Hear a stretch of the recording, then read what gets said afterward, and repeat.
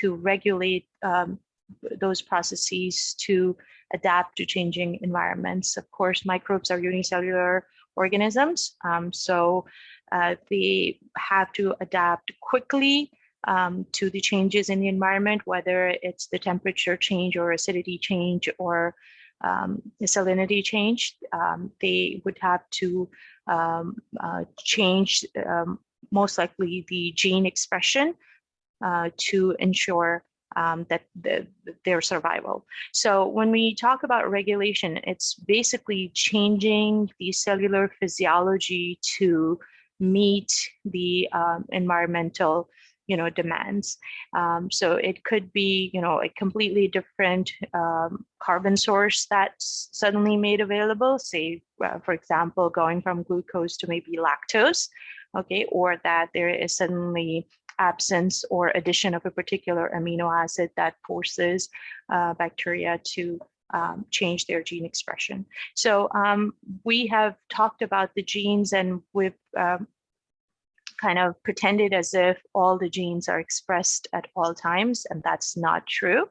Only genes whose products are required to survive under any given conditions would be expressed, and others would be repressed, meaning they will not be transcribed, their products might not be translated, and so there will be no protein, or at least not an appreciable amount of protein around corresponding to those genes.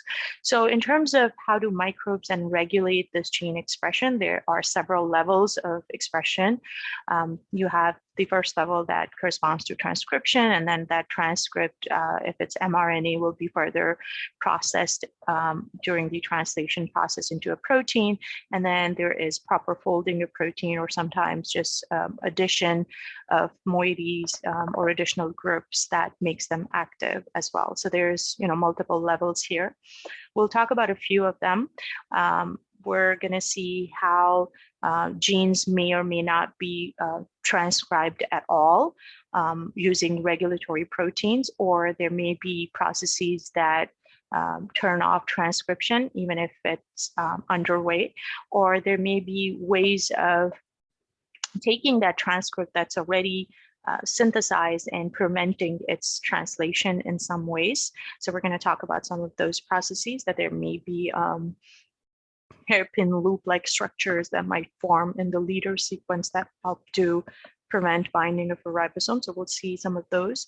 And then we will see post-translational modifications. These could include things like, addition of a phosphate group, so we refer to as a phosphorylation, or addition of methyl groups, for example, that could also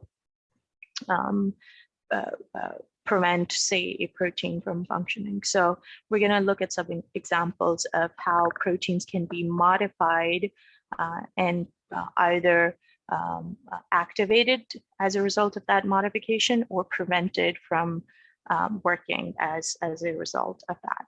So we're going to look at some of these mechanisms in bacteria today. Now, let's first talk about the types of genes there are before we get into regulation. So there are three types of genes. There are those that are considered constitutive genes. Constitutive genes are always on, meaning these genes, their promoters are always accessible. The RNA polymerase is able to bind, transcribe the gene into a transcript, and that transcript is translated into a protein, and you would have equal amount of protein present, or at least about the same amount of protein present, regardless of what the environmental conditions of a metabolically active cell might be. So, these would be genes that are, for example, involved in glycolysis. A cell that is metabolically active has to carry out glycolysis and has to, make ATP somehow. So it will always have the genes that correspond to enzymes in the glycolysis pathway are always on, and so those would be considered constitutive enzymes for most purposes. Notice that you could have, enough substrate, or you could add additional substrate, and it may or may not increase the amount of enzymes that you have present in terms of constitutive enzymes. Then you have those that we refer to as inducible genes. Inducible genes often happen to be genes whose products go on to take part in catabolic reactions, meaning breakdown reactions. So a lot of, genes whose products are involved in breakdown of sugars would fall within these inducible genes category. So there are two conditions. You could have a condition where there isn't enough of, say, a sugar around, so that the enzyme that works to break down that sugar is present in very, very small quantities. But as soon as that sugar is added to the growth medium, that corresponds to an increased expression of the proteins required to break down that sugar. So that makes sense. So you have induced the expression of this enzyme by addition of the substrate. So this is an example of an inducible gene. Then you have repressible genes. So repressible genes are generally on. They are turned off as a result of some environmental signal. So in this example, we have this gene that is perhaps breaking down something or synthesizing something. And in this case, we'll consider it a synthesis product.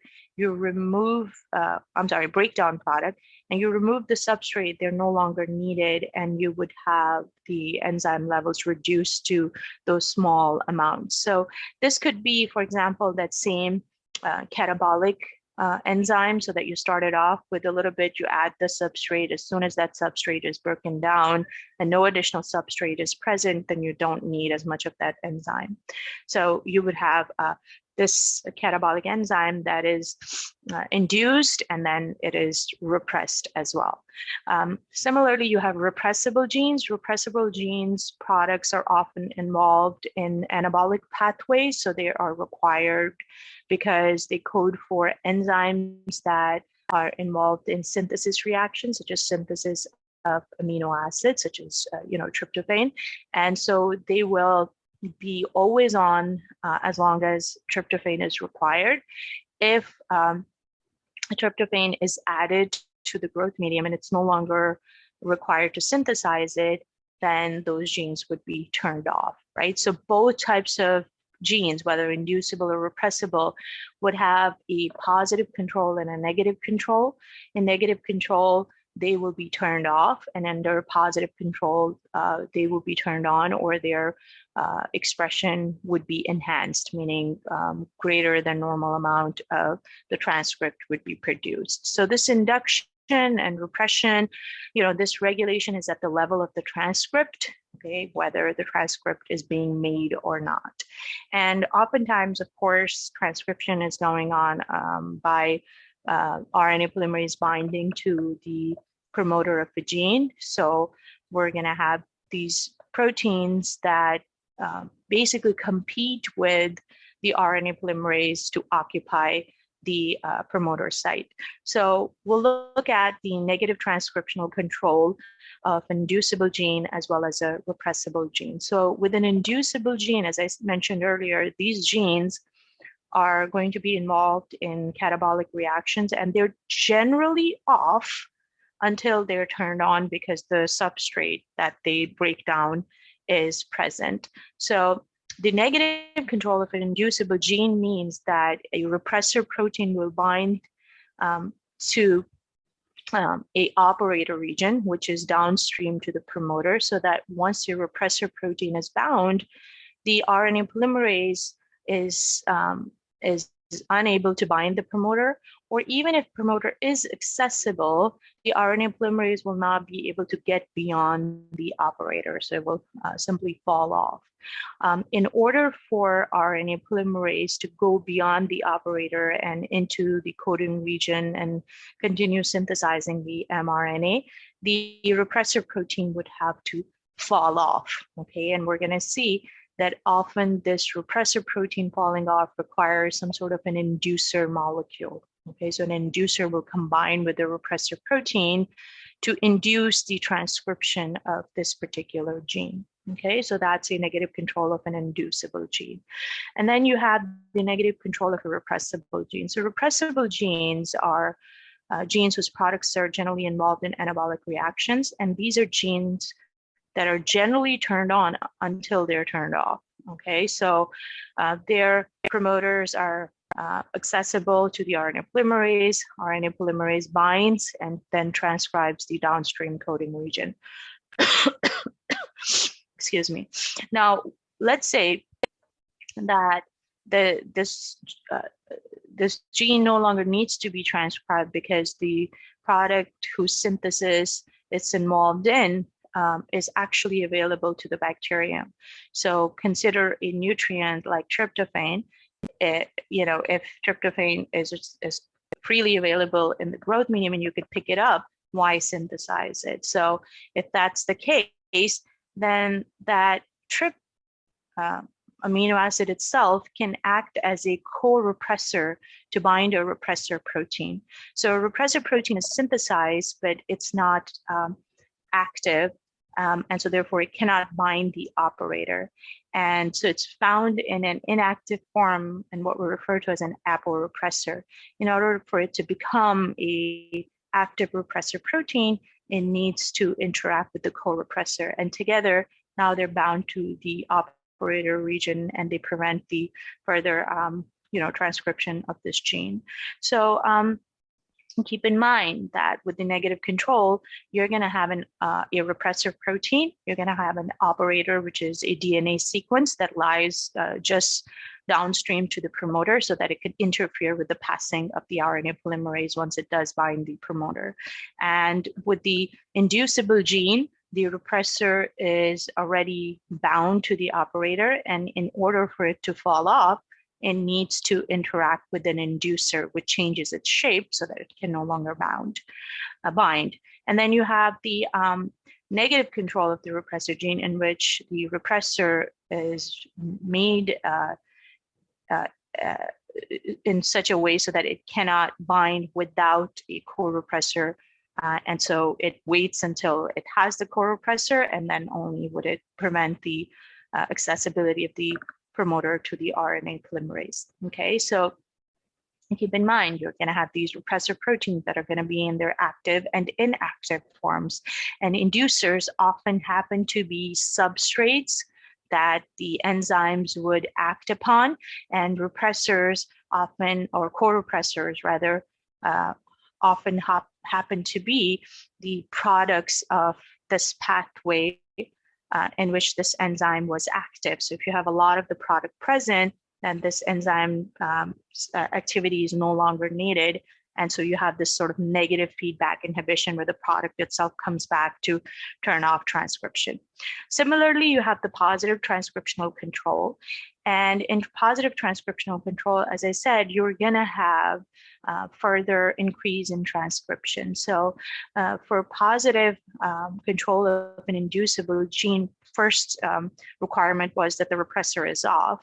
And the second is that you're going to have an activator protein that is going to bind to a DNA sequence upstream to the promoter that we refer to as the activator binding site. So this activator binding site will be occupied by the activator protein in presence of some sort of an inducer. And we're going to talk about the example of black operon, and we'll talk about this activator protein or the CRP protein in a bit. And the idea here is that once this activator protein binds to this activator binding site upstream to the promoter, it enhances the binding of the RNA polymerase. And so RNA polymerase binds with a greater affinity to the promoter and continues to copy the downstream coding region with a higher efficiency. So you're going to have many more transcripts made as a result of the bound activator protein. Similarly, you can have the positive control of a repressible gene so that the activator is generally bound to the activator binding site. So RNA polymerase is able to bind with the higher efficiency, and it's able to make many copies of this gene into mRNA. And in order for this to come off, you would have the inhibitor, which can be, again, the product of the pathway that can come back and bind to the activator protein, causing it to fall off. Now, keep in mind that once the repressor is off, and even if the activator isn't bound, the promoter is accessible for the polymerase to bind. So although here you see that no transcription occurs, there's no such phenomenon where there is never going to be transcription. There's going to be some transcription. It's just not going to be at the same level as you would expect when the activator is bound. So you can have what we refer to as basal level transcription, very, very low level transcription, resulting in production of maybe 1 or 2 transcripts being produced per gene, versus when the activator protein is bound, you can have hundreds of transcripts that are being made per gene. Okay, so just like the repressor, here you have the activator protein that can be in its active or inactive form, and it also requires a DNA binding site that is upstream to the promoter. So if you make any changes to these binding sites, then the repressor or activators cannot bind, and of course the transcription control that these activators and repressors exert will no longer be observed. Okay, so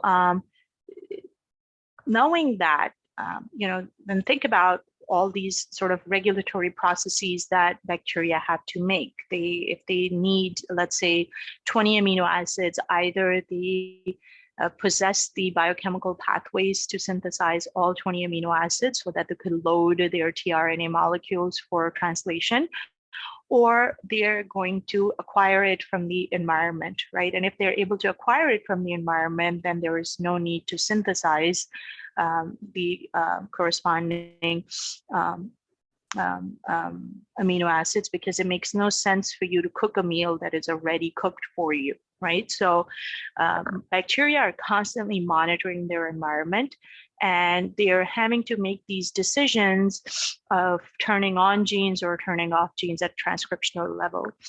So we have two types of enzymes. There are the biosynthetic enzymes, where they're going to be synthesizing something. So say amino acids or nucleotides. Okay, so there is this determination of whether that amino acid or nucleotide is present in the growth medium or not. If it's not present and you want to survive and you want to remain metabolically active, then you better synthesize the enzymes that will help you synthesize that amino acid. Okay, so they will turn on the genes that correspond to enzymes needed to synthesize the appropriate amino acid. If you have that amino acid in the growth medium, you can turn off those, genes. If you already had them on, you would turn them off. But obviously, there's no need to at least turn them on. So when you have biosynthetic enzymes, the decision making is simpler. You'll look for the product. If it's there, then you don't need to turn on genes that synthesize it. If it's not there, then you better turn on the genes that will help you synthesize that essential nutrient. With catabolic enzymes, it's a little bit more complex. So catabolic enzymes are generally going to break down, say, a carbon source, such as a sugar. And so there could be multiple types of sugar. There's galactose, there's fructose, there's maltose, sucrose, and there's glucose. And glucose is the preferred sugar source. Bacteria have several transporters. E. coli can have up to 14 different transporters for glucose uptake, and it's one of the easiest sugars to really channel into glycolysis, right? We start with glucose and glucose 6-phosphate, so you don't really need to do anything else to it. It's already primed to enter the glycolytic pathway, or you can begin to store it as glycogen. So if bacteria are given a choice between glucose and some other sugar source, they're always going to first use glucose, and they will come to the second sugar source only when they've exhausted the first sugar source, which is glucose. So one of the first things that they would look for is, do they have the substrate present, right? So if the substrate is not present, let's say substrate was sucrose or substrate was lactose. If lactose is not present, then you don't need to synthesize enzymes that will help you break down lactose, right? You don't have it, why would you make a crowded place even more crowded by synthesizing enzymes that are of no use to you at the moment? But let's say you do realize that this sugar source is present, then the next question to ask is the preferred sugar source present? And what's that preferred sugar source? That's glucose. If the preferred sugar source is present, which is the answer is yes, then you still are not going to synthesize enzymes that are required to break down alternative sugar sources such as sucrose or lactose. However, if preferred sugar source is not there, glucose isn't there, then you start looking for what other sugar source is there. Is sucrose there? Then we're going to turn on genes that help us break down sucrose, all right? What if sucrose isn't there, but instead maltose is there? Then you're going to turn on genes that will help you break down maltose, okay?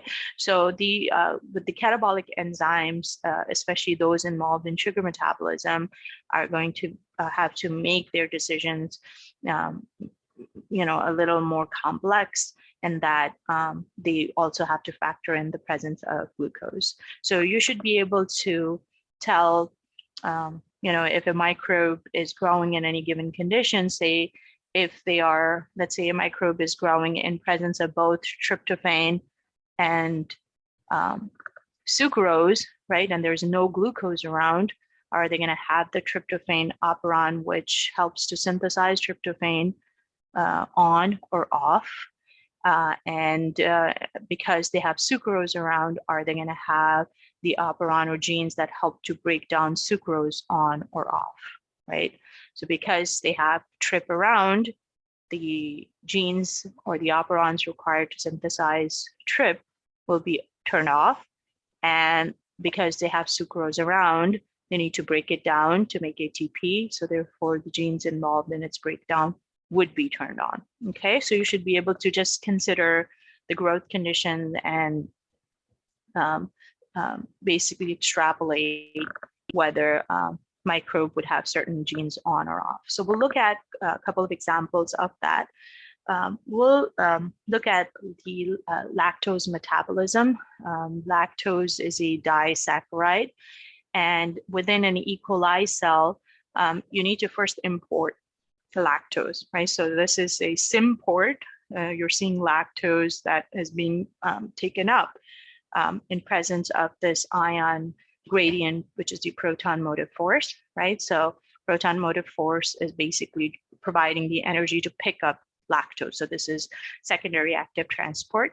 And so you have the lactose permease that is essential for this step. If you don't have lactose permease, then lactose cannot be brought inside the cell. You can have all the other steps within the cell intact, but if you cannot bring in the sugar, you cannot break it down. Okay, so and you can't use it for energy production. So that's how important the lactose permease is. And cells will always have a copy or two of that permease within the membrane to initially allow lactose to enter the cell. Once inside the cell, the lactose is going to be broken down into two monosaccharides, galactose and glucose, via an enzyme called beta-galactosidase. Okay, so we need to now express beta-galactosidase to elevated levels so you could break down all the incoming lactose, into glucose and galactose very, very quickly so that you could use it for glycolysis purposes or to store it as glycogen. And before this can happen, we need to obviously talk about the lac operon, and we'll talk about that in a moment. Lac operon is a operon that codes for all the proteins required for lactose metabolism. And so lactose is a sugar, so this is a catabolic operon because it will help the cells break down the lactose sugar. And so one of the things the inducible operand had was that it has this negative control where a repressor is bound to the operator, and you need to take that off before transcription can proceed. And so we need an inducer to cause that repressor to fall off. And so that inducer, we said, was the substrate. And so lactose itself is not the inducer in this case. We're going to see that lactose is converted first into allolactose. So beta-galactosidase is able to perform two types of reactions. One is breakdown of lactose directly into galactose or glucose, or indirectly, but first converting into allolactose, which is simply an isomer of the lactose. And the advantage of this step is that this allolactose is actually the inducer. Okay, so if beta-galactosidase is unable to carry out this particular reaction, then the repressor doesn't come off, and if repressor doesn't come off, then you don't have high-level transcription from the lac operand. Okay, but just keep in mind there are these two important players within lac metabolism that help to bring in the lactose, which is the lactose permease, and the second is where the beta-galactosidase is going to break it down into monomers, which then can be fed into glycolysis. So let's look at the operon that codes for these protein products. So we refer to it as the lac operon. So an operon is basically a set of coding regions that are all driven by a single promoter. Okay, so we have LAC-Z coding region, we have the LAC-Y, and we have the LAC-A. So these are three genes, and all of them share a single promoter. So this means that when they are transcribed, they will be transcribed as a single polycistronic transcript that has code for three separate genes on it, and it's going to have three separate leader sequences, three separate sets of initiation codons and stop codons. And so once one of these genes is transcribed, all three will be transcribed together, right? And that's advantageous, right? Because all of these three are really involved in a singular pathway, and they can be turned on and off together by controlling them from a single promoter. So that's the idea. And we see this operon concept a lot in bacteria. We don't see it in eukaryotic cells as much. So there are, notice the operator, and then you have the lac terminator, and you have the LAC-Z gene, which codes for the beta-galactosidase that's responsible for breaking down lactose into glucose and galactose, and also conversion of lactose into allolactose. And LAC-Y, which codes for the lactose permease that allows cell to bring lactose inside the cell. And LAC-A, which codes for galactosidase transacetylase. We haven't figured out its role in lactose metabolism to date, so we don't know what it does yet. When we look at the promoter region, we see that there's an operator region, and we know what operator regions are for. They're going to help bind a repressor protein, and just upstream to that is the cap site, which is an activator protein. So there is going to be both a positive control of this inducible operon as well as the negative control. Now, upstream to this gene, and rather operon, you have this gene referred to as a regulatory gene, or LAC-I gene. It has its own promoter, it has its own terminator, and it codes for a LAC-I repressor protein. So LAC-I repressor protein is shown here as this tetramer. So first they form dimers, and then those dimers come together to form tetramers. And the repressor protein is able to bind these operator regions that happen to be, within the promoter region, as you could see here. And in fact, one of the operator region happens to be somewhere within the LAC-Z gene, okay? And once the LAC repressor tetramer binds, it can bind to either the operator 1 and operator 3, or it binds to operator 1 and operator 2.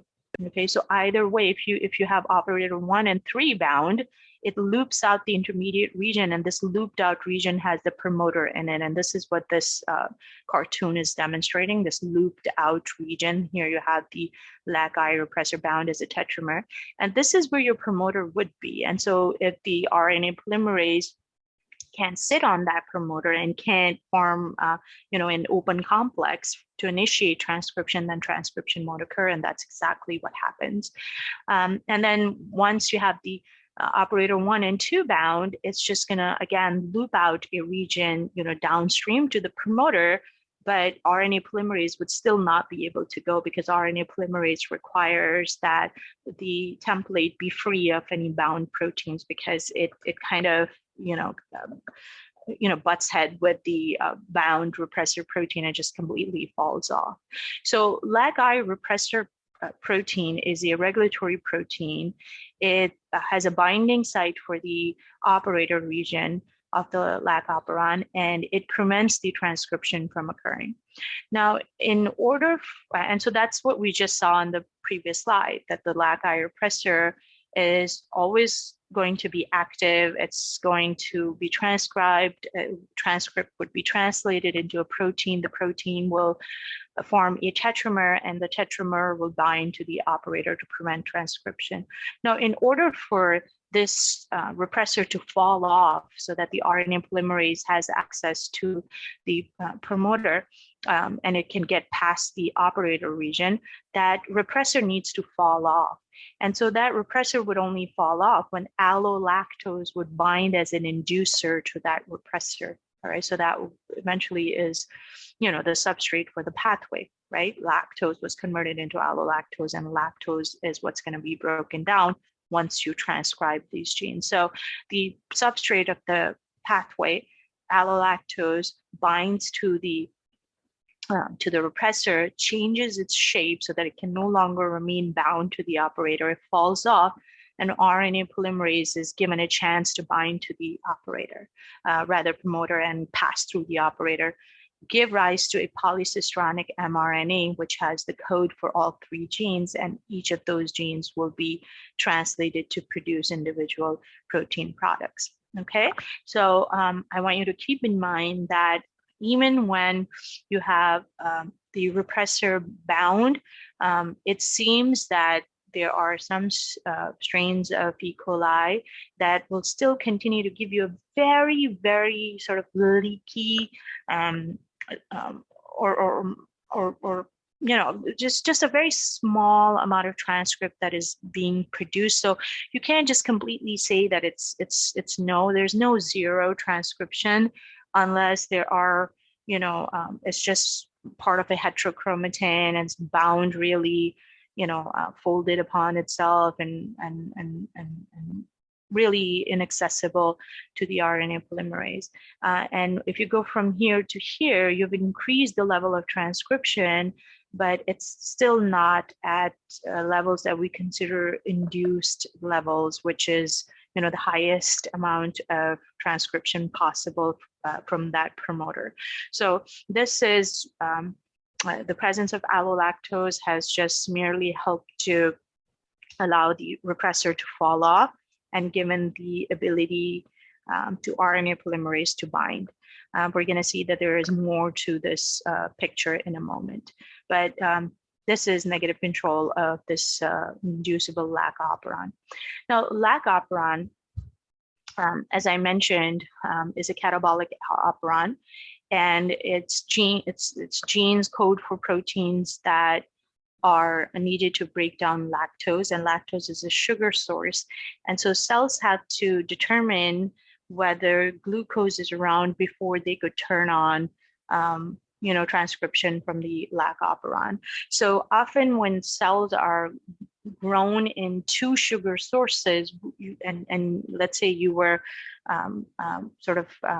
looking at the bacterial density over time and you were plotting all of the data that you were getting, sort of what you see is what the growth curve of bacteria would look like, the lag region, the exponential or the log region, and then you would have the stationary phase. So in microbes that are growing on two different sugar sources would show you this biphasic growth pattern. So there's two phases to this first one with its, lag phase and exponential phase and stationary, and then again the second one with its own log phase, the exponential phase and the stationary phase. So this type of growth is referred to as dioxic growth. And what the cell is doing is essentially initially, if you had these cells maybe sitting in a starved medium, or they were refrigerated, or they just weren't metabolically active, and you suddenly introduce them into a growth medium with both sugars in it, it's going to survey its environment and realize that glucose is around.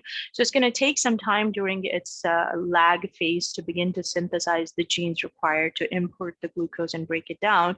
And then once those genes are active, then it can quickly begin to internalize the glucose, and then eventually it will run out of that glucose, and it will begin to enter the stationary phase. This is where the growth is beginning to level off because there isn't any more glucose to go around. So cell again begins to survey its environment and realizes that there is lactose around. So there is actually the stationary phase and the lag phase for the second phase that are essentially fused here.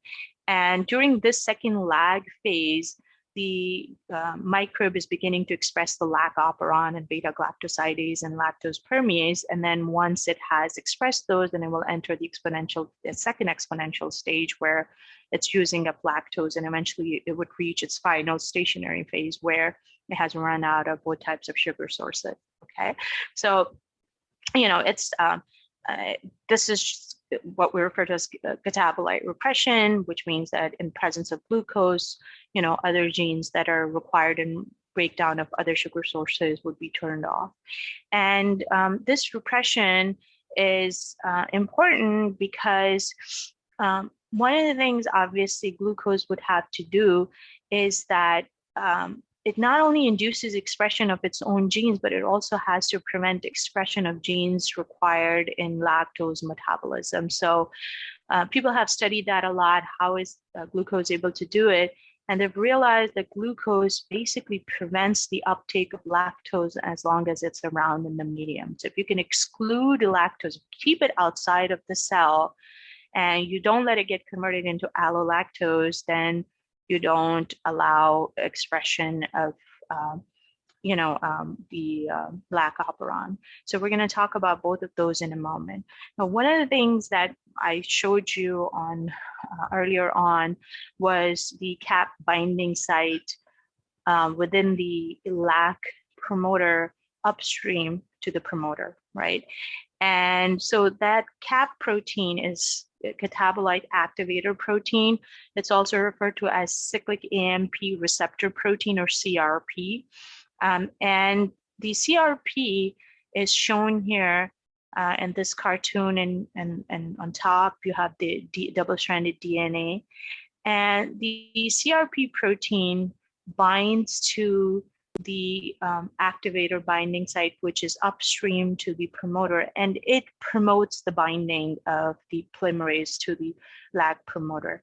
And just like the repressor protein, it's also found in active form and inactive form. And to be active, it needs to bind cyclic AMP. And if cyclic AMP isn't around, then it's inactive. Okay. And so RNA polymerase binding is enhanced if cap protein is bound. And so you would have induced level, or that high level of transcription from this lac operon. So CAMP then is extremely important in turning on the CRP protein or cap protein. And so where does cyclic AMP come from? So cyclic AMP is synthesized starting with ATP. So here you have the adenine, the ribose, and the triphosphates. You have ATP.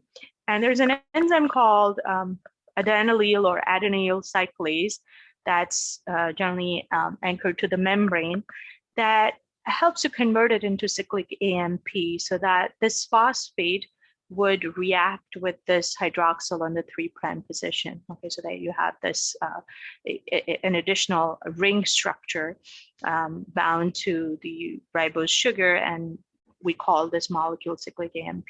Okay, now this production of cyclic AMP only occurs when adenylyl cyclase is active, and adenylyl cyclase apparently is only active when there's no glucose present. Okay, so no glucose means high adenylyl cyclase activity, and that means high levels of cyclic AMP are present. And if you have high levels of cyclic AMP, then they can bind to the cap protein, and now cap protein becomes active, and it's able to now bind to the activator binding site. So how is this adenylyl cyclase interacting with presence of glucose? So apparently it has to do with the phosphotransferase systems that we have already talked about. When we talked about transporters, we said that there were certain systems where, transporters, as they were bringing in the sugar, they were phosphorylating it so that there were transporters for glucose, so that as glucose was brought inside the cell, they were using ATP to bring glucose inside the cell. So it was active transport, but they were hydrolyzing the ATP and using the resulting phosphate to phosphorylate the sugar so that it changed from glucose outside to glucose 6-phosphate inside, which then can enter glycolysis or can be used for other purposes. So we've looked at this pathway already, that we have phosphoenol pyruvate, which you would remember is high energy molecule. And when it's converted into pyruvate, it generally, that step is associated with synthesis of ATP. So here, what we're saying is that the phosphoenol pyruvate does not give its phosphate, high energy phosphate, to ADP to make ATP. Instead, it gives it to an enzyme called E1 so that it becomes E1 phosphorylated form. And then E1 passes that phosphate onto HPR, and HPR donates that phosphate onto E2A protein. And E2A, generally there are different kinds of E2A proteins, but generally speaking, it will donate its phosphate to 2B, and that will basically help to phosphorylate the glucose as it's coming inside. So the 2Bs are sort of much more specific to the transporters involved. So in this case, we're looking at a glucose transporter. So there would be a 2B associated with glucose transporter. Generally speaking, the phosphate from 2A would go to 2B, and from 2B would go to the glucose as it's being imported. In absence of glucose, that 2A is going to donate its phosphate to adenylyl cyclase. So AC is the adenylyl cyclase. Notice it's anchored to the cytoplasmic face of the plasma membrane. So if glucose isn't around, where does the 2A donate its phosphate to? It gives it to adenylyl cyclase, and it turns it on. And once it's on, then it can convert ATP into cyclic AMP. Okay, so you can now see how absence of glucose actually leads to greater production of cyclic AMP. Okay, because adenylyl cyclase would only be active if glucose isn't around. So again, just kind of reviewing it, that, glucose is brought in by this system of transport proteins, 2C and 2B. 2B accepts phosphate from 2A, right? And then it's donated to glucose right away, so it becomes glucose 6-phosphate. And not only that it does that, it does one more thing, which is that 2A, when it's dephosphorylated, it inhibits the lactose permease. Okay, so that's also an additional important step that's required to understand how the inducer is excluded, right? So inducer was the lactose, which will be converted into allolactose. So how do you prevent lactose from entering the cell if you always are going to have 1 or 2 lactose permease molecules around? So these 2A okay, from this system, E2A, which generally donates its phosphate to 2B, and then 2B donates it to incoming glucose. In this case, once it becomes dephosphorylated, 2A will inhibit LAC-Y, the permease that brings in lactose so that no lactose would be brought in. Now, when you don't have,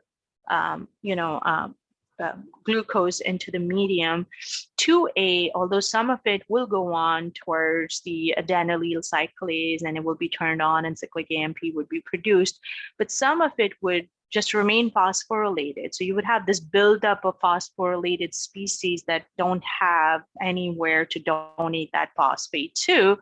And the result is that 2A is no longer dephosphorylated, so it can't inhibit the LAC permease. Okay, so there are several things that are going on at this step. Okay, that this phosphotransferase system is either bringing in glucose and inhibiting the lactose permease and inhibiting, not necessarily inhibiting, but not activating adenylyl cyclase, right? Or in absence of glucose, the LAC permease is not repressed anymore and adenylyl cyclase is activated. So a bunch of, cyclic AMP is produced. Okay, so make sure that you understand the role of, phosphotransferase system in inducer exclusion, which is keeping lactose outside of the cell, and also its role in activity of adenylyl cyclase. Or rather, the other way around, the role of adenylyl cyclase in its production. So CAP protein, then how is it involved in the transcription of the LAC operon? So we can have several conditions now. Now we're looking at dioxic growth, where both sugar sources are either present or neither is present, or one is present and the other is not. So we're going to look at each one individually. So you could have the first condition where lactose is present, but there's no glucose present. If no glucose is present, then there's plenty of cyclic AMP. And so that cyclic AMP can bind to the CAP protein, and CAP will bind to the activator binding site or the CAP site, and it will promote the transcription of the LAC operon. And of course, because the glucose is not around and lactose is around, lactose would be imported into the cell, converted into allolactose, and that would help to cause the repressor to fall off.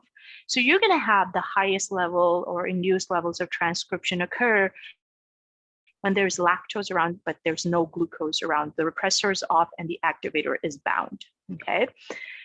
Then you can have both lactose and glucose around. Okay. Let's say the cell has some way able to pick up both lactose and glucose. What is it that we observe? What we see is that if lactose was allowed into the cell, it will bind to the repressor will fall off of the operator, but because there's also glucose around, there's no cyclic AMP, and if there's no cyclic AMP, then the CAP protein is inactive and it can't bind to the CAP site. So transcription will occur, but at very,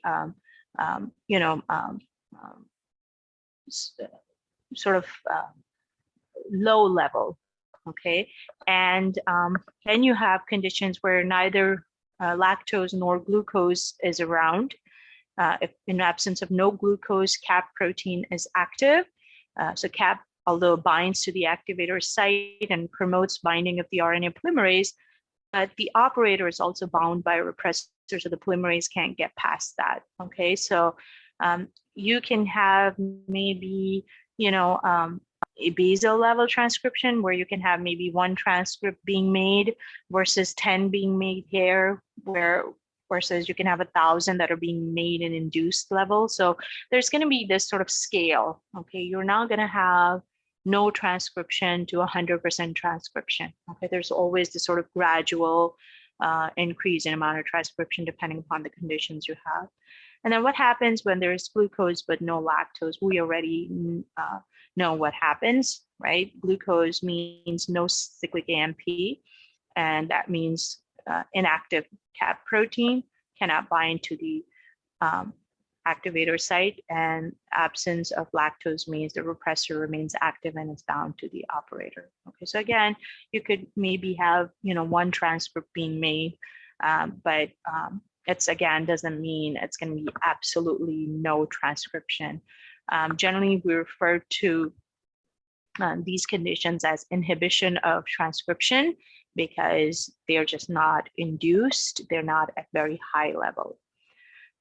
So make sure that you understand the role of both the repressor protein as well as the activator protein in the LAC operon activity. Now let's talk about the anabolic operon. So TRP operon is an example of the anabolic operon because it codes for 5 different genes, E, D, C, B, A, that are all controlled by a single promoter. And so it's going to give rise to a polycistronic mRNA as well. And once the proteins are synthesized, these proteins are going to be part of a pathway that's involved in synthesis of the TRP amino acid. All right, so it's an anabolic operon. And so anabolic operon is an inducible operon, and you can have a negative control of this operon. Anabolic operons are generally on unless their products are no longer needed, and they will be turned off. So you have the operon actively being transcribed into a polycistronic mRNA. Now, just like the LAC operon, there is a regulatory protein, the TRPR protein, which codes for the TRPR repressor.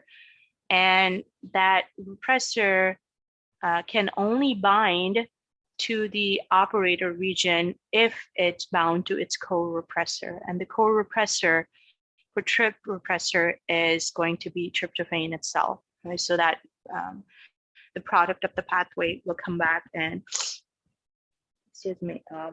and bind the repressor, turning it on so that it can bind to the operator region. Okay, so once it's bound to the operator, the promoter cannot bind to the polymerase and transcription cannot occur. Okay. Here's another example of an operon where you can have the same protein that can act as in both an activator and a repressor protein. Okay, so we saw a separate activator and a repressor in case of the LAC operon, and we saw the repressor protein, the TRP operon in the previous slide. But here we have a protein called the ARAC protein, or ARAC, arabinose C protein, that can, depending upon how it's interacting with the DNA and with the promoter, it can either serve as the activator protein or it can serve as the repressor protein. So there are 2 conditions.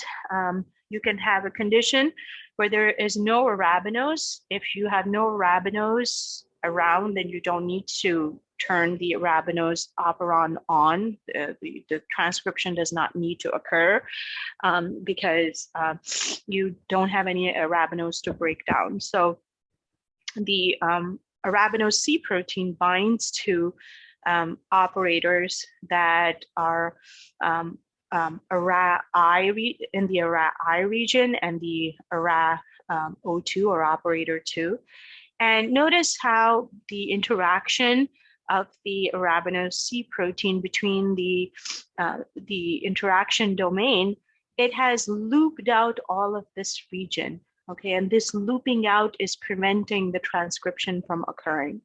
Now, if arabinose is around, arabinose is able to bind to these arabinose C proteins, and it breaks down this interaction that had generated this loop preventing transcription. And once that loop is broken, then you can have the RNA polymerase bind and transcription can ensue. Now, arabinose is also a sugar source. Okay, so it's also under the catabolite repression, or that concept still applies to this particular operon as well, so that it will only be transcribed when glucose isn't around. And it also has a binding site for the cap protein, and cap protein would only become active once the cyclic AMP is around. So you could potentially sit down and generate these 4 sort of conditions with glucose and arabinose, and it would similarly apply, except that you have, in this case, the repressor not just simply fall off, but it remains bound to those original operator sites. But in this form, it's actually helping to bind the activator cap protein, much with a greater affinity. And so it enhances the binding of the RNA polymerase in turn. Okay, so arabinose, if you're interested in knowing, is converted in cells into cellulose 5-phosphate, and you remember cellulose is part of the pentose 5-phosphate pathway, so it could be channeled into pentose 5-phosphate pathway. It could be either converted back into fructose 6-phosphate and glucose, or it could be used to synthesize other compounds. So keep in mind, the catabolite repression is going to apply it to as well. Now let's talk about another level of control, which is at the level of transcription elongation. So far what we've talked about is preventing the binding of the RNA polymerase. If it doesn't bind to the promoter, then the transcription doesn't initiate. If it doesn't initiate, then you don't obviously have the transcript. But what if the transcription has already initiated and you want to turn it off, right? So that the level of control can be at the level of initiation, but maybe it's slightly leaky, and so transcription is able to start, and you want to shut it off once it has started. Okay, so there is a mechanism that we have seen in the TRP operon, and we refer to this mechanism as the attenuation. And basically, transcription would be turned off within the leader region, as we're going to see.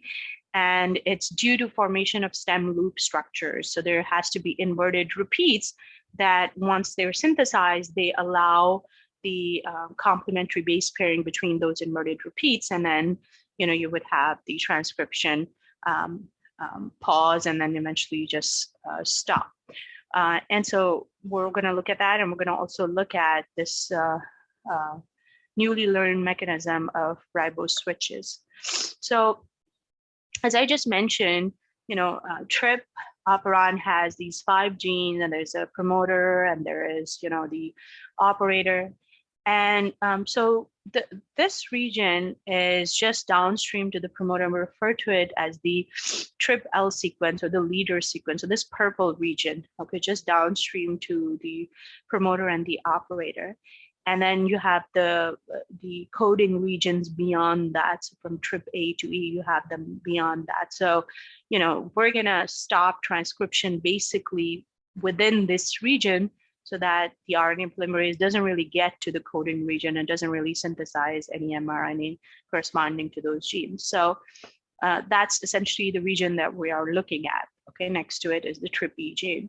So when we look at that region, you have to also consider the state of the cell. Is it metabolically active, meaning is it actively translating and transcribing, or not? Okay, so in this case, we're looking at a condition where there's no translation occurring.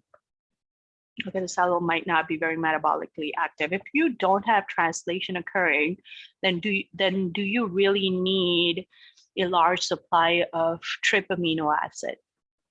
No, because what do you need this amino acid for? To charge the tRNA corresponding to the TRP codons. And in this case, we're not actively synthesizing proteins, so we're not worried about charging the TRP tRNA molecule. So the RNA polymerase might begin transcription, but once it arrives in the leader sequence, it copies these 4 inverted repeats. There's the inverted repeat 1, inverted repeat 2, and then you have the 3 and the 4 that are slightly separated by some region. And if there's no translation occurring, then as soon as the first inverted repeat is copied and the second is copied, the two can come together to form a stem loop structure, okay? And, the polymerase goes beyond that and it copies the third inverted repeat and the fourth inverted repeat, and the two also form a stem loop structure. So this stem loop structure between the third and the fourth repeat is referred to as the terminator loop, and it's followed by a sequence of DNA that has a lot of U's in it, which you'd remember when we talked about transcription termination, that this was a signal for factor-free transcription termination. Okay, so together, the terminator loop and the U-rich sequence are a signal for RNA polymerase to fall off. Okay, so if no translation is occurring, transcription might begin at the trip operon, but the RNA polymerase will fall off after the terminator loops 3 and 4 form. Then you can have a time when translation is occurring and there is low trip levels within the cell. Okay, if there is low trip levels and translation is occurring, then the cell better have the trip operon on. It better synthesize tryptophan so that it could charge all the trip tRNA molecules so that they could take part in synthesis of the protein. So one of the things that I didn't mention so far is these two codons that happen to be within what we refer to as the pause loop. Okay, pause loop is loop 1 and 2. So you have these two trip codons, which are important in this second condition. So again, now the RNA polymerase would begin synthesis of the mRNA. It will pass through the L region.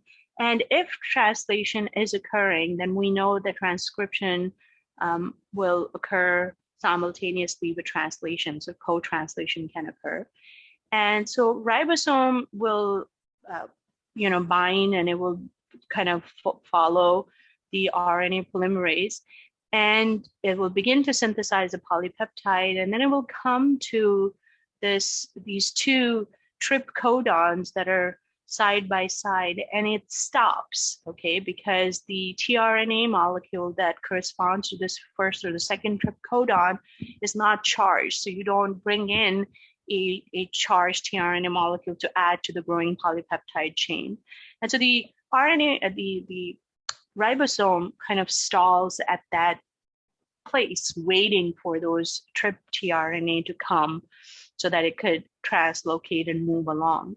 But so it's stuck in this first inverted repeat region. The result is that the RNA polymerase is slightly obviously ahead. It forms it transcribes the second inverted repeat, it transcribes the third inverted repeat, and because second and third are free to base pair with one another right now, they do exactly that, and they form a stem loop structure that is referred to as an anti-terminator, okay, so that it will prevent that termination that we saw prior to this, okay, so that because 3 is occupied already as part of the anti-terminator, it can't form this loop with the inverted repeat 4 to make the terminator loop, okay, so termination does not occur. And so RNA polymerase would continue going and it will form, a full transcript. You can also have translation occurring, but there's plenty of trip available so that you don't have to worry about synthesizing more trip, all right? So that means you shouldn't have to turn on the LAC operon and you shouldn't have to produce the genes whose products are involved in synthesis of tryptophan, right? So the transcription should be turned off. And so in this case, we again have co-translation going on, but now this time, because there is no lack of charged trip tRNA molecules, the ribosome doesn't stall at that site, so that it is closely following behind the RNA polymerase, but it moves along the loop 1 is somewhere loop 2, and it polymerase is able to synthesize the inverted repeat 3 and inverted repeat 4, so that the two are able to form that stem loop structure that we refer to as the terminator. Okay, so as long as 3 and 4 come together, regardless of why they're coming together, that is a signal for RNA polymerase to come off. Okay, so in this case, they're coming together because there is plenty of charged tRNA available that allows the ribosome machinery to get past that inverted repeat 1, allowing this loop to form between 3 and 4, which will again cause the RNA polymerase to fall off. Okay, so you have the second type of repression in TRP operon, where you have the attenuation of transcription, where transcription is prevented from elongation. And if you look at the interaction between repression that we saw with the repressor, lac repressor R protein, together you have this sort of synergistic effect where together they're able to inhibit the transcription to a much greater degree than attenuation alone or repression alone was able to do. Okay, so cells have not just a way of controlling initiation of transcription, but also elongation of transcription. The elongation can also be sort of controlled by this newer mechanism we're referred to as riboswitches. Riboswitches are unique in that the RNA forms these unique structures similar to what we just saw in the TRP operon kind of stem loop structure, but just much more elaborate. And they are able to bind to a metabolite, which is very unique because we always thought the metabolites only bind proteins, right? So now we're beginning to see that there are sequences within the leader region, just the 5' region of the mRNA, which when they fold in a particular pattern, they're able to interact with a metabolite protein. And once they bind to that metabolite protein or the effector molecule, they can promote transcription termination. Okay, so here we're looking at example of a riboswitch in the riboflavin anabolic operon, meaning its proteins would, the resulting proteins would go on to synthesize riboflavin, and riboflavin is converted into FMN protein, which is a metabolite. So if you have enough of this metabolite, it can bind to this riboswitch region within the 5' end, changing its shape completely from what it looked like when genes were, actively being transcribed. So you have this mRNA synthesis that has begun.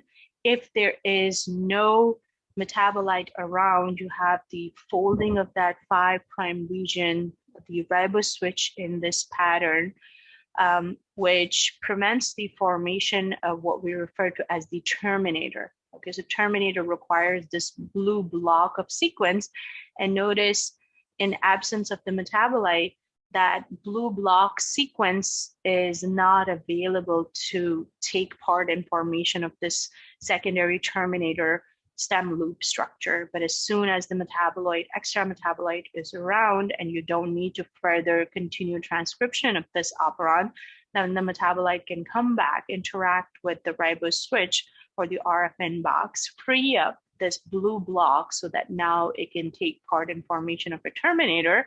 And that terminator is being followed by a poly-U sequence. And again, you'd remember that this was one way of terminating transcription factor-free, right? Form a terminator hairpin loop structure followed by poly-U, and that's a signal for RNA polymerase to fall off. So, this is kind of very unique. We see this in gram-positive bacterium B subtilis. The reason we're mentioning it is because we see riboswitches in this gram-positive model organism working at the level of transcription, but in gram-negative bacterium such as E. coli, we're seeing these riboswitches working at the level of translation, so that the transcription is completed, but the translation is inhibited, as we're going to see. Another way of preventing transcription or transcript from being translated so that you are not basically synthesizing the corresponding protein is by using what we refer to as small RNA molecules, or something that's also referred to as the mRNA interfering complementary RNA, or MIC RNA molecules. And so here in this example, I want you to notice that there is this red messenger RNA. Okay, this red messenger RNA codes for outer membrane protein F, which is the porin protein, and it codes for a porin protein that has a large diameter, so a lot of fluids are able to enter the periplasmic space. And so sometimes cells want to synthesize porin proteins with smaller diameter. And so if they want to convert from having porins with larger diameter to smaller, they have to turn off transcription of OMPF, get rid of any OMPF that they might have in the membrane, and also prevent translation of the corresponding mRNA. So in this case, we see that the OMPF mRNA that has been pre-synthesized, instead of degrading it and getting rid of it and then resynthesizing it, they're using a antisense RNA from a completely different gene that has some region that it's able to use to form complementary base pairing with OMPF. Okay, and so we've basically taken the 5' region and made it inaccessible for the ribosome to attach. Okay, as long as this OMPF mRNA remains in this hybrid form, and then translation cannot occur, right? So you don't have to just completely destroy the mRNA if you don't need it. You can keep it around, just have it interact with some sort of a small RNA that base pairs with it, especially in the 5' region, preventing its translation. So in this case, you can notice that the MIC-F RNA, antisense RNA, isn't complementary to the OMPF mRNA entirely, right? So we know that this MIC-F gene was encoded by, this antisense RNA was encoded by a completely different gene with some similarity in terms of sequence, so that there is some base pairing allowed. You can have these antisense RNA that are synthesized using the complementary strand of the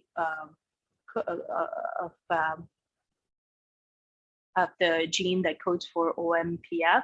So OMPF mRNA was synthesized using the template strand of the OMPF gene, right? And the sequence was exactly the same as the coding region. You can have instances where the coding strand would be used as a template to synthesize the antisense RNA that would be completely complementary to your mRNA that you're trying to inhibit translation of. Okay, so this is an example of inhibition, but we've also seen that somehow these small RNA molecules can also promote translation of some mRNA molecules. Okay, but these small RNA molecules are named these small RNA molecules because they are much smaller in size compared to the RNA that they are targeting.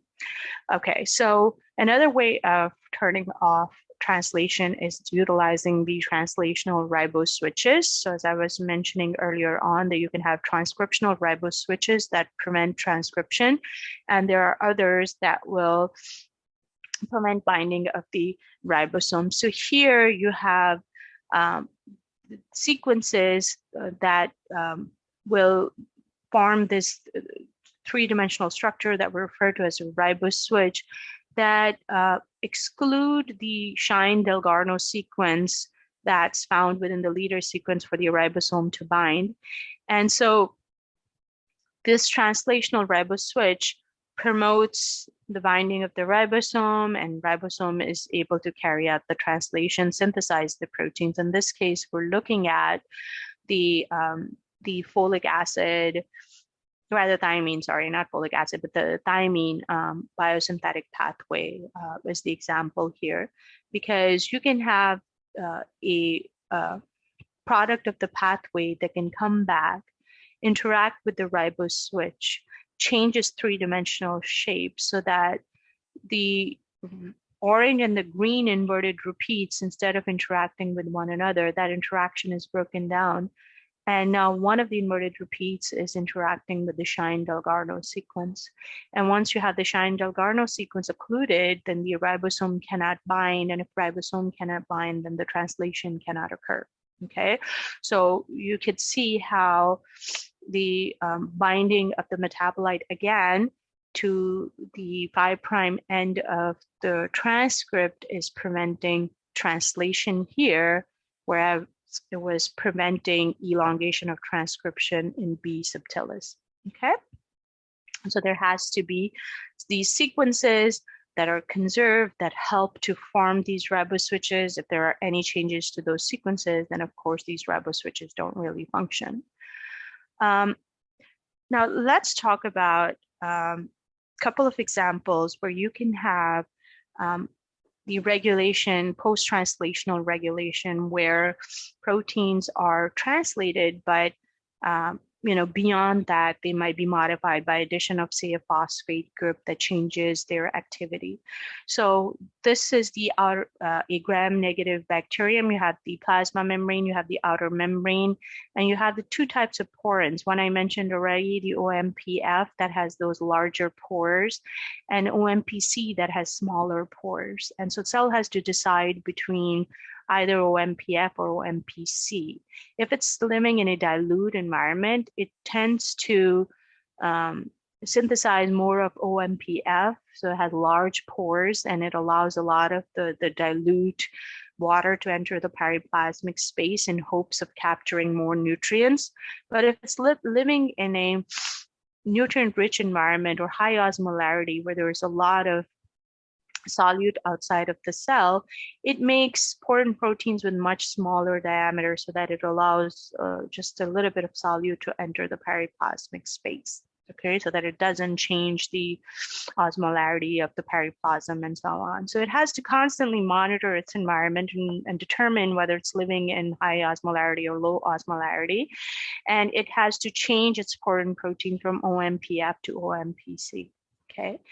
And so it employs a kinase and a regulator protein. Okay, so it's called the sensor kinase response regulator two-component signal transduction system, the two components being the kinase and the regulator proteins. In this case, the kinase is the envelope Z protein, so that it's generally found as a monomer and in the plasma membrane. But once the kinase realizes high osmolarity, which means a lot of solute in the external environment, the enzyme dimerizes, meaning the two come together.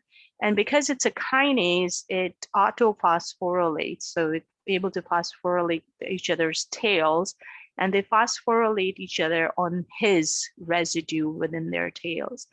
And kinase by definitions are able to use ATP and use one of the phosphates of ATP to attach it to amino acids. In this case, the amino acid happens to be his amino acid within the tail of the kinase itself. So it's autophosphorylation.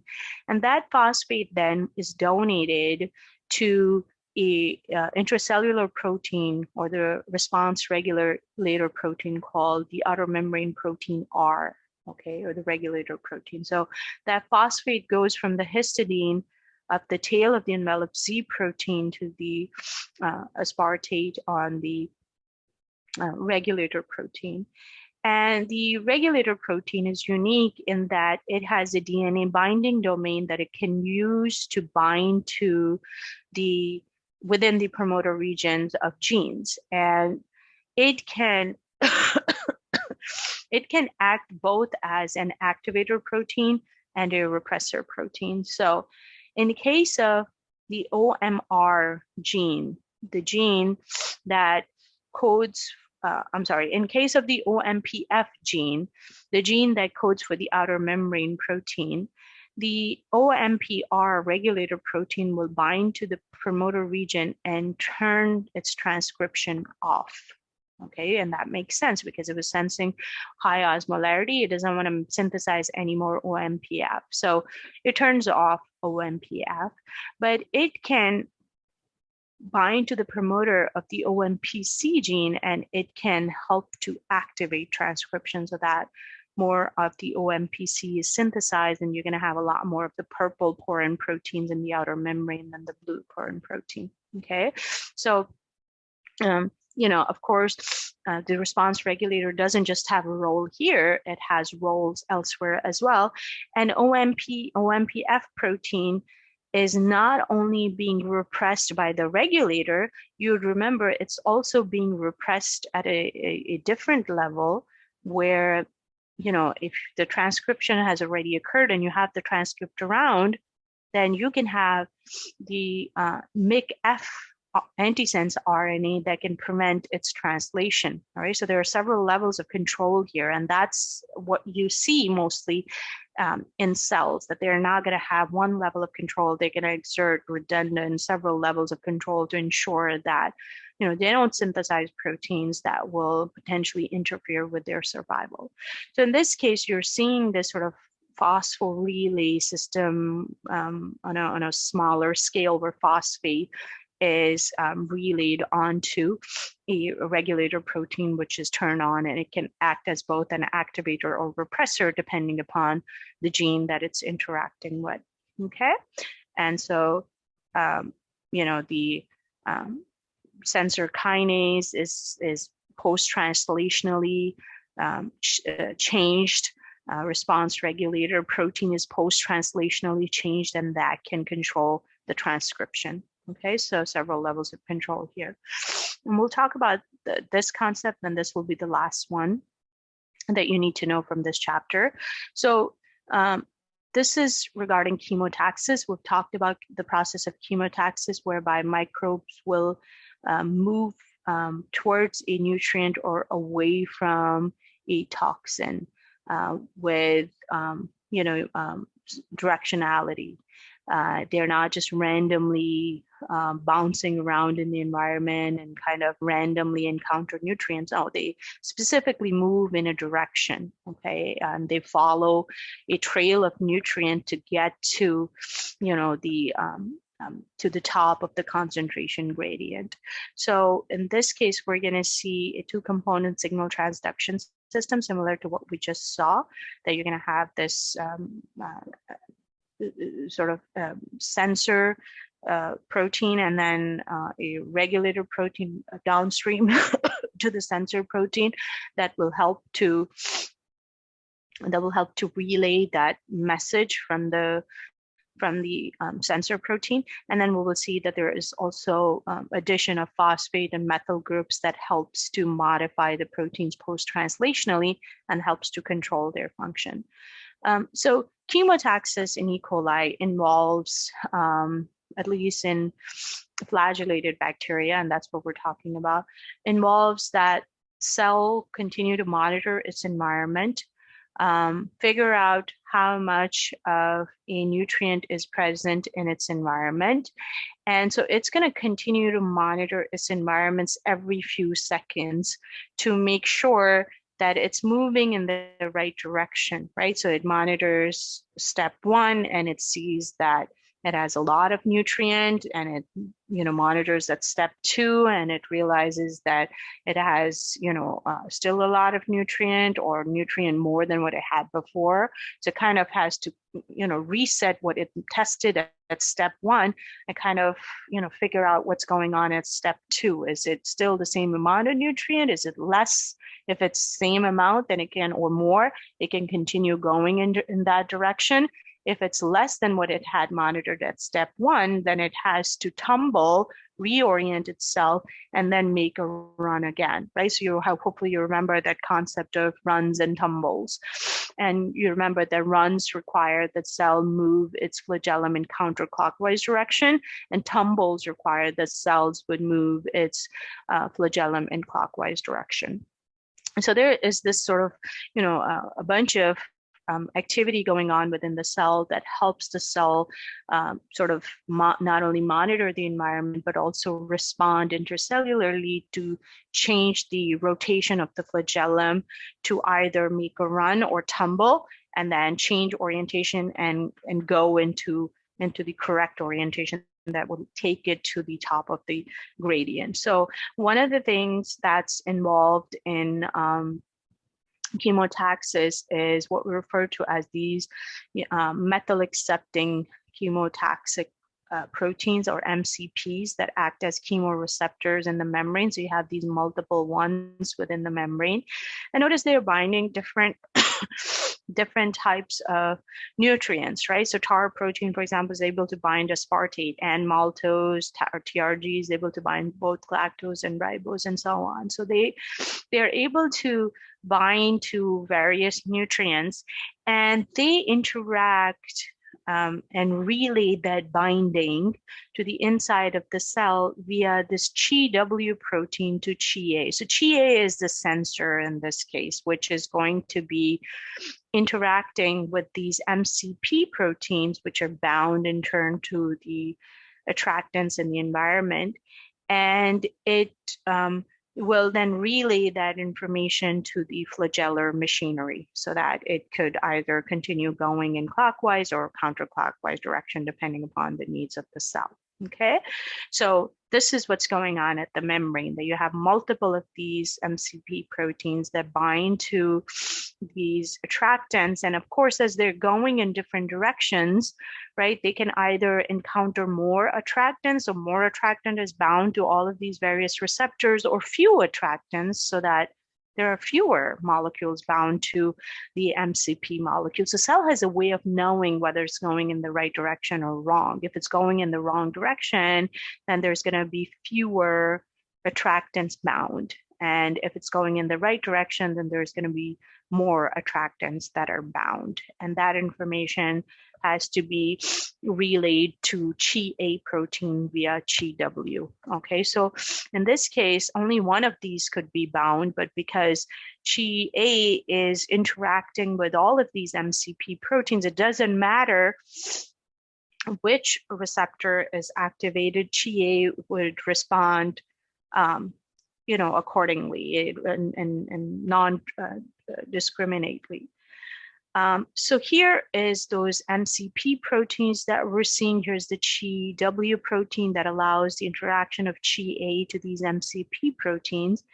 And once Chi-A protein has been activated, it is a kinase, it autophosphorylates itself, and that phosphate would then be passed on to Chi-Y protein. Okay, the Chi-Y protein would then interact with the flagellum's machinery, okay, within the sort of this basal body, and it will cause the flagellum to move in a counterclockwise direction. Okay, so the interaction between Chi-A and Chi-Y would cause tumbling.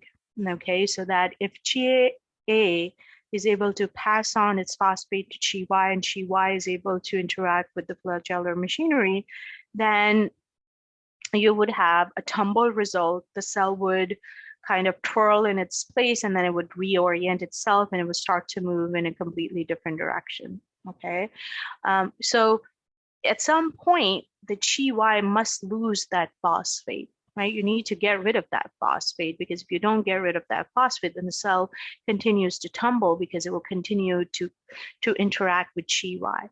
So Chi-Z, okay, so here you're seeing that same image. Here you have the chemotaxic MCP protein, Chi-Y and Chi-A being autophosphorylated, it donating its phosphate to Chi-Y, and Chi-Y interacts with the flagellum and causes it to rotate in a counterclockwise direction. In order to recycle that Chi-Y, get rid of phosphate, you have the Chi-Z protein that gets rid of it so that the cell would stop tumbling and then eventually stop and then make a run, because it would have the counterclockwise flagellum rotation basically resume. So the flagellum is going to continue to rotate in a counterclockwise direction and make a run unless the Chi-Y interacts with it, and it will move in clockwise direction and tumble. So that's, the Chi-Z is a regulatory protein. It's going to ensure dephosphorylation of Chi-Y. Now, Chi-A protein also can donate its phosphate to Chi-B protein. And Chi-B protein's role is actually to remove some methyl groups from MCP. Okay, so the way MCPs work, and they sort of relay the message of how many attractants are bound, is by sort of equilibrating the methyls that are bound to the inside or the cytosolic face of MCP to that of the nutrients or the attractants that are bound. So the more attractants bind, the more methyl groups there are, okay?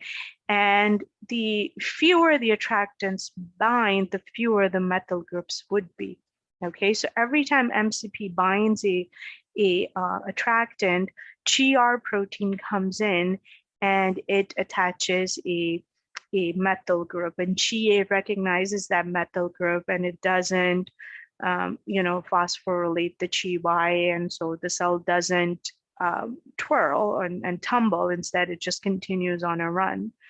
But every few moments, this methylation has to be reset, so that the methyl groups have to be removed, and they have to be sort of equal in number to the number of attractants and the MCP has bound. So you have this Chi-B protein whose job is, once it's phosphorylated, it will remove some of these methyls. And if more attractants are bound, more methyls will be added. However, if no more attractants are bound, no more new methyl groups would be added. And that's recognized by the Chi-A protein. So Chi-A protein is continuing to recognize the intracellular methyls on MCP, and the greater the number of methyls there are, right, the lesser the tumbling would occur. However, the fewer the methyl groups there are, the greater the tumbling would occur. Okay, so Chi-A is controlling both Chi-B and Chi-Y. Chi-B to kind of continuing to ensure that the cell is receiving the accurate signal in terms of how many attractants are bound. If there is high number of attractants, then there should be high methylation. And if there are fewer attractants bound, then there should be fewer methyl groups. So it causes these methyl groups to be removed. But of course, you don't want the Chi-B to continue to remain active as well. So Chi-B also undergoes the cycling of active and inactive form, giving Chi-R protein the chance to methylate the MCP protein, giving that signal to Chi-A. So Chi-A itself isn't outside in the environment. It isn't detecting the number of attractants there are. It's simply just looking at the number of methyl groups and ensuring that the number of methyl groups are equal to the number of attractant molecules that are bound. I'm gonna, I believe, stop at this, and this is the last slide that I want you to know, and the last concept that I want you to study in this regulation chapter.